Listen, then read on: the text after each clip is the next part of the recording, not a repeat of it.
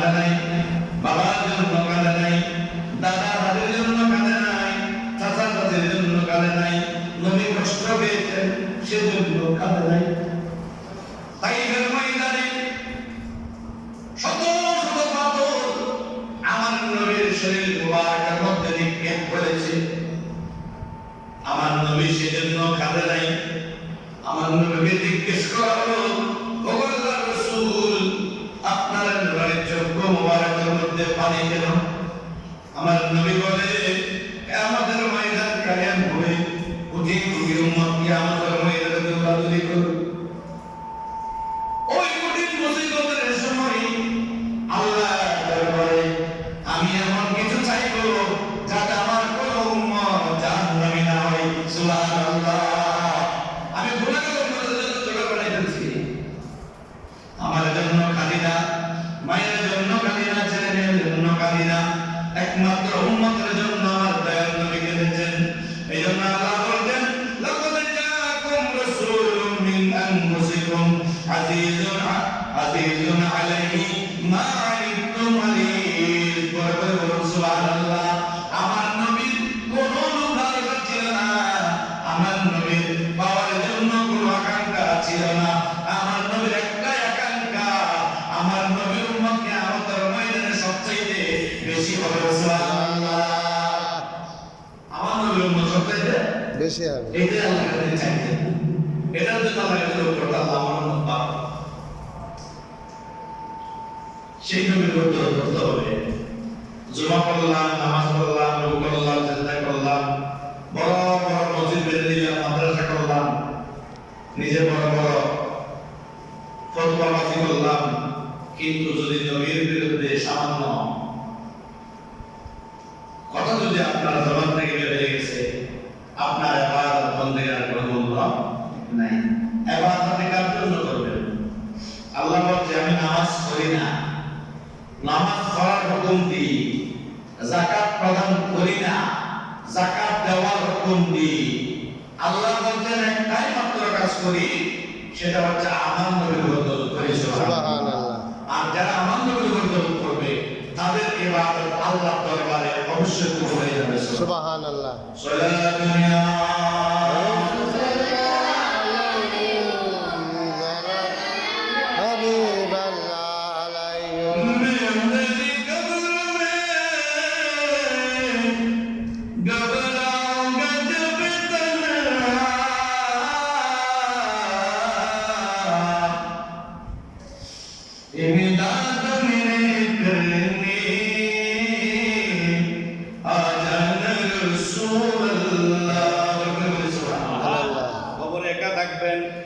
কেউ থাকবে না, ডানেও কেউ নাই, বামে কেউ নাই, সামনে কেউ নাই, পিছনে কেউ নাই, অন্ধকারে কবরের মধ্যে কাকি থাকবেন, আপনার সাহায্যকারী কেউ নাই। আমি আকাঙ্ক্ষা করছি, আল্লাহ হযরত বলছেন, আমি এই আকাঙ্ক্ষা আল্লাহর দরবারে করছি, আমার অন্ধকার কবরের মধ্যে আমি যখন বইয়ে থরথর করে কাঁপবো, ওই সময়ের মধ্যে আমার দয়াল নবী আমার কবরের দর্শী মানবেন। সুবহানাল্লাহ। আল্লাহ হযরত ইমাম এসকে মোহাম্মদ আহমদ রেজা খান ফাজিল বেরলভী রহমাতুল্লাহ আলাইহি, যিনি দুই হাতে লেখার ক্ষমতা ছিলেন, এক হাতে বাতিল ফিরকা নবীর বিরুদ্ধে দুশমনী করতেন, তার জবাব লিখতেন, আর এক হাতে আমার দয়াল নবীর প্রেমের কবিতা লিখতেন। সুবহানাল্লাহ। তিনি আলা হযরত ভারতের বেরলভী শরীফ ওনার রোজায় পাক। এজন্য আমরা যারা আহলে সুন্নাত জামাত, আমরা মসলকে আলা হযরত মানি, মসলকে আলা হযরত। এই মাদ্রাসাটা মসলকে আলা হযরত প্রতিষ্ঠিত। সুবহানাল্লাহ। হুজুর কেবলা সৈয়দ আহমদ শাহ সিরকুরি রহমাতুল্লাহ আলাইহি যেদিন জামিয়া ভিত্তিক প্রশ্ন স্থাপন করলেন, সৈয়দ আহমদ শাহ সিরকুরি রহমাতুল্লাহ বলছেন, ये জামিয়া মসলকে আলা হযরত। সুবহানাল্লাহ। ये জামিয়া মসলকে আলা হযরত, এই জামিয়া মসলকে আলা হযরত পর এই জামিয়া ভিত্তি স্থাপন করা হলো। সুবহানাল্লাহ। আর এই মাদ্রাসাও মসলকে আলা হযরত প্রতিষ্ঠিত। এজন্য নবীর প্রেম, ভালোবাসা, মহব্বত যদি এখান থেকে আপনি শিখতে না পারেন, আর কোথাও শিখতে হবে না। অনেক জায়গায় শিক্ষা দেওয়া হয় নবীর প্রেম, ভালোবাসা, জবান ইয়া নবী সালাম বলে আমরা দাঁড়িয়ে যাইতে পারছি না, রাখতে থাকি। মিনিমিনি আসে হয় জিজ্ঞেস করা হলো তোমরা করো না কেন? বলতে আমাদের হুজুর বলছে এটা বেদা। এজন্য সব কিছু না, শুধু নবীর বেলা এটা বেদা। কারণ মোহাম্মদ যদি অন্তরে না থাকে আপনি দেখতে পাবেন না। তো সেজন্য হযরত সিদ্দিক আকবর রাদিয়াল্লাহু তাআলা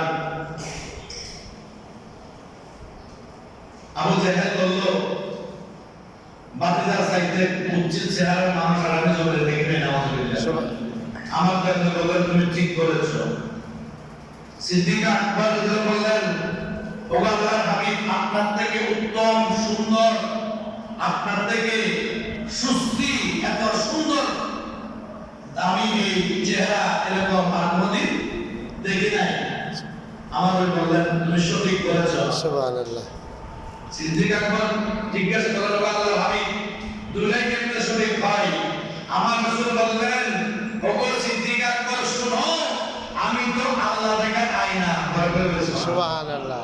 কেউ যদি আমার সামনে এসে তাকায় সে নিজের চেহারাটা আমার ভিতরে দেখতে পায়। সুবহানাল্লাহ। অতএব আবু জাহেলের চেহারাটা কুচ্ছি, সে আমার সামনে এসে তার চেহারা দেখে চলে গেছে।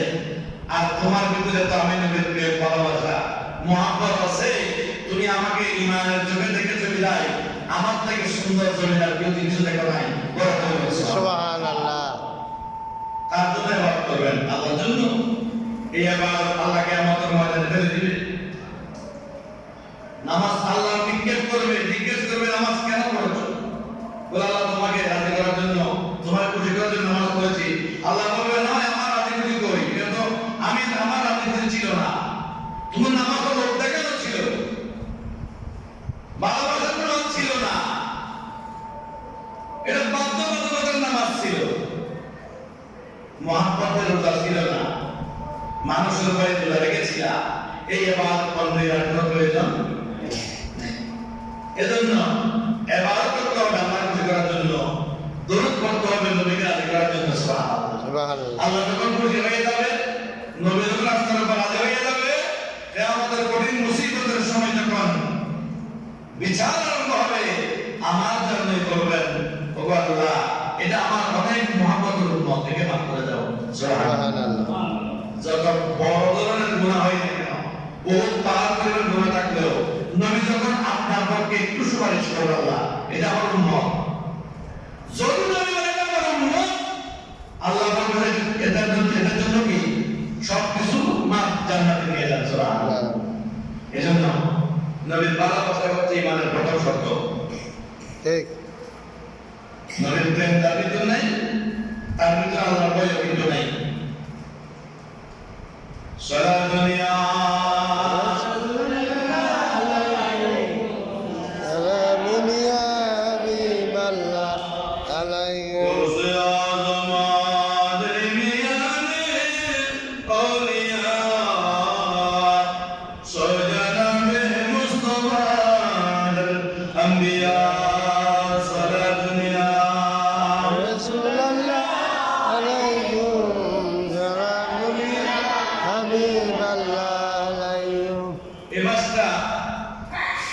অত্যন্ত একটা ইসলামের জন্য, মুসলিম জাহানের জন্য একটা সুখের মাস ছিল। কারণ এই মাসের মধ্যে হযরত ওমর ইবনে খাত্তাব রাদিয়াল্লাহু তাআলা আনহু শহীদ করা হয়েছে। ওমর ইবনে খাত্তাব রাদিয়াল্লাহু তাআলা, যে ওমর ইবনে খাত্তাব রাদিয়াল্লাহু তাআলা নাম শুনলে ফারসের শিশুরা ঘুমায় যেত। মা বলতো যে বাবা ঘুমাও, ইসলামের দ্বিতীয় করে ওমর আসতেছে, এ কথা বললে বাচ্চারা ঘুমাই যেত। এমন একজন অর্ধ পৃথিবী শাসনকর্তা সেদিন ওমর ইবনে খাত্তাব রাদিয়াল্লাহু তাআলা আনহুকে এই মাসের মধ্যে কি করেছিল? শহীদ করেছিল। ইসলামের মধ্যে মুনাফিকি তখন ছিল, এখনো আছে। এর জুমার নামাজ তারাও করেছিল, মুনাফিকরা নামাজ পড়ে নাই, করছে তো। আমার নবী মিশনে ছিল, নবীর সামনে এসে বলতেছে, রাসূল আপনাকে এত ভালোবাসি, আপনার প্রেম এত বেশি, আপনার জন্য আমরা জীবন দিতে রাজি। আমার আল্লাহ বলছেন রাসূল নয়, তারা মিথ্যা বলতেছে। ওয়া মিনান নাসি মান ইয়াকুলু আমান্না বিল্লাহি ওয়া বিল ইয়াউমিল আখির।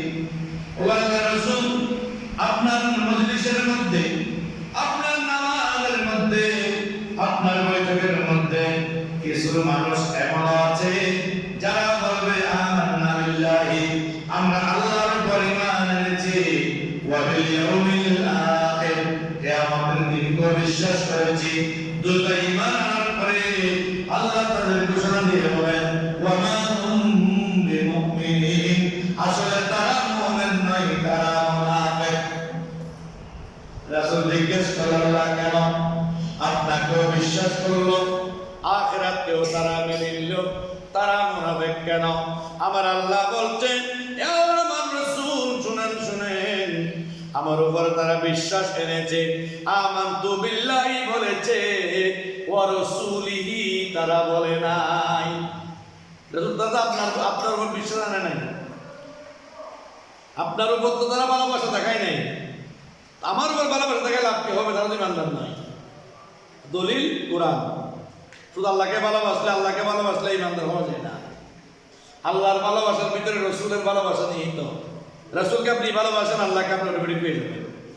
অনেকে বলে হুজুর নামাজ না পড়লেও, নামাজ না পড়লে আপনি আল্লাহকে পাবেন না, নামাজ না পড়লে তো রসুলকেও পাবেন না,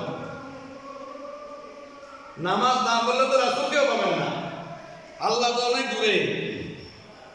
নামাজ না পড়লে রাসূলটা আপনার উপর রাজি খুশি হবে না। অতএব নামাজের মাধ্যমে, তেলাওয়াতের মাধ্যমে, দরুদ সালামের মাধ্যমে, রাসূলের সুন্নতের মাধ্যমে আপনাকে আল্লাহকে পাইতে রাস্তা বাছে নিতে হবে। আর সেই রাস্তাটার নাম হচ্ছে নবী মুহাম্মদ রাসূলুল্লাহ সাল্লাল্লাহু আলাইহি ওয়া সাল্লাম। সালাতুনিয়া